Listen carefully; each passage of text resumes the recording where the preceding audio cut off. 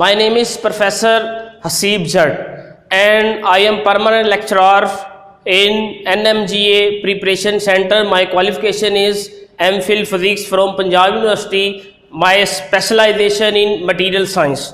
Today our topic is class 10th unit number 14, topic number 14.10, and the topic name is electrical energy and Joule's law with its application in our daily life. James Prescott Joule, जो कि एक English physicist थे और mathematician भी।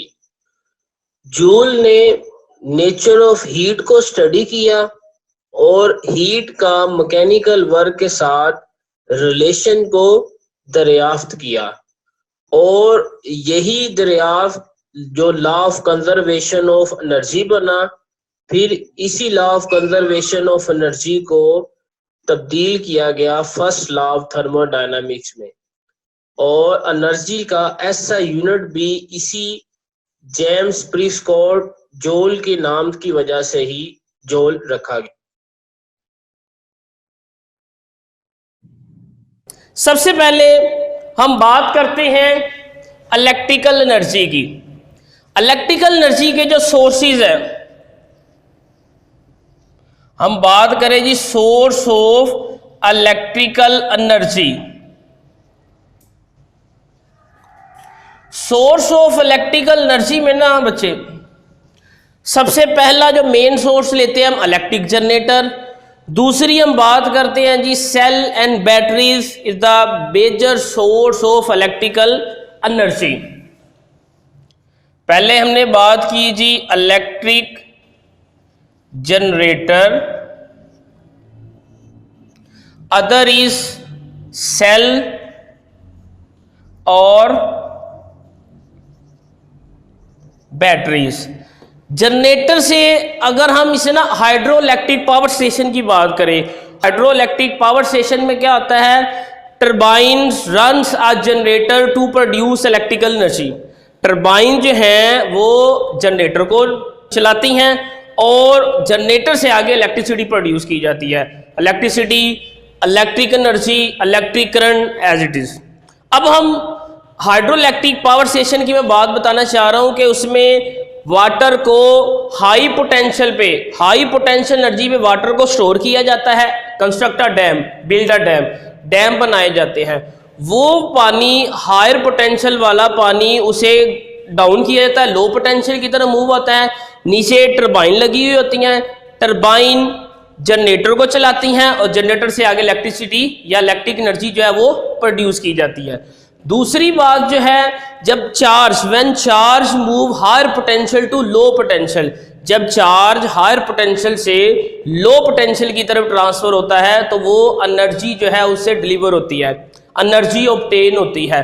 तो let's suppose introduction के बाद हम बात करते हैं जी 2 पॉइंट्स। ये तो जनरल से हमने इंट्रोडक्शन ले लिया, अब हम इसकी एक्सप्लेनेशन की तरफ आते हैं। Explanation of electric energy,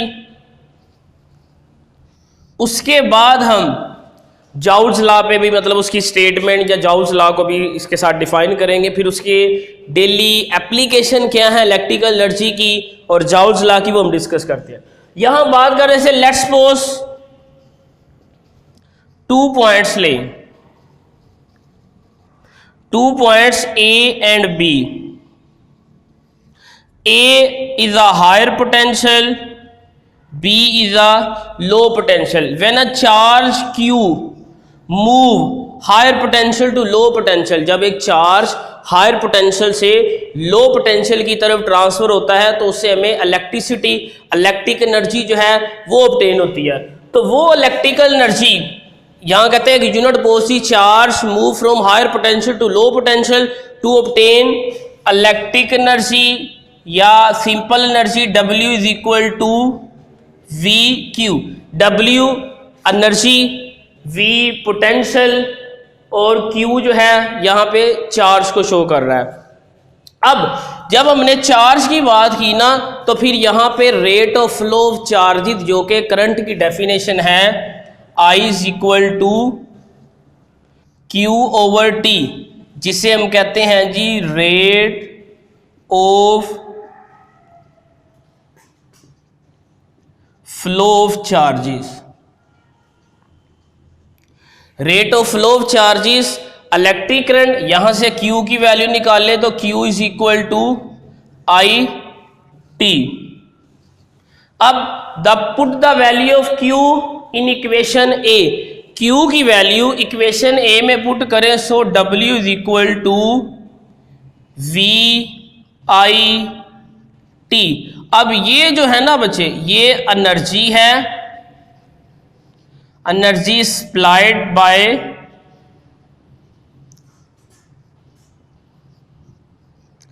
charge Q in a second.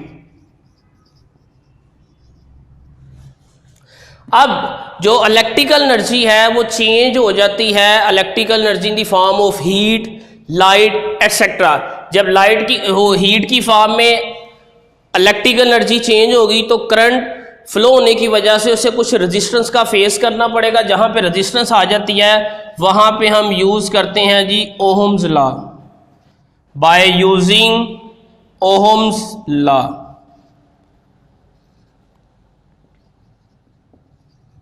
Ohm's law is equal to V is equal to I R, this value put करें W is equal to I R into I T. So ये formula बन जाता है जी I square R T. ये electric energy जो convert होगी heat energy में वो फार्मूला बन जाता है जी W is equal to I square R. अब हमने फार्मूला पढ़ा जी V is equal to I R. यहां से अगर मैं I की वैल्यू निकालूं तो I is equal to V over R। वो V इधर पुट करें हम तो ये वैल्यू आपके पास बन जाती है जी V square R square into R T. ये R स्केयर इससे cancel out, V square R into T. ये आपके पास W heat energy supplied by charge in unit time T second. अब this equation is known as Joule's law, this equation is known as Joule's law. यहां पे अब joules law की statement आती है जी। ये तो लास्ट में आया था जी जाउल्स लॉ की equation W is equal to V square over R into T, यानी कि W is equal to I square R T. ये इक्वेशन बनती है जी जाउल्स लॉ की। जाउल्स लॉ की स्टेटमेंट क्या है? The amount of heat generated in a resistance due to flow of charges this is equal to product of square of current I, resistance R and time T। ये joules law की आ जाती है जी statement. अब last वाला हमारा था कि electric energy की आगे एप्लीकेशन है। इलेक्ट्रिक एनर्जी की जो एप्लीकेशन है, यही इलेक्ट्रिकल एनर्जी की बहुत सारी एप्लीकेशन है। इलेक्ट्रिकल एनर्जी बल्ब को दी जाएगी तो बल्ब उसे कन्वर्ट कर देता है जी लाइट एनर्जी में एंड हीट एनर्जी में। यही इलेक्ट्रिकल एनर्जी जो है हीटर को दी जाएगी तो इसे कन्वर्ट कर देता है जी हीट एनर्जी में। यही इलेक्ट्रिकल एनर्जी अगर दी जाएगी किसको, इलेक्ट्रिक आयरन को, तो उसे कन्वर्ट कर देता है जी हीट एनर्जी में। यही इलेक्ट्रिकल एनर्जी जो है अगर फैन को, मोटर को दी जाएगी तो वही इलेक्ट्रिकल एनर्जी इसे कन्वर्ट कर देगा जी मैकेनिकल एनर्जी में। इस तरह एनर्जी, इलेक्ट्रिकल एनर्जी को बहुत सारी डिफरेंट फॉर्म्स ऑफ एनर्जी में कन्वर्ट किया जा सकता है। तो ये इलेक्ट्रिकल एनर्जी के आप कह सकते हैं कि एप्लीकेशन है और साथ जाउल्स लॉ की भी यही एप्लीकेशन है।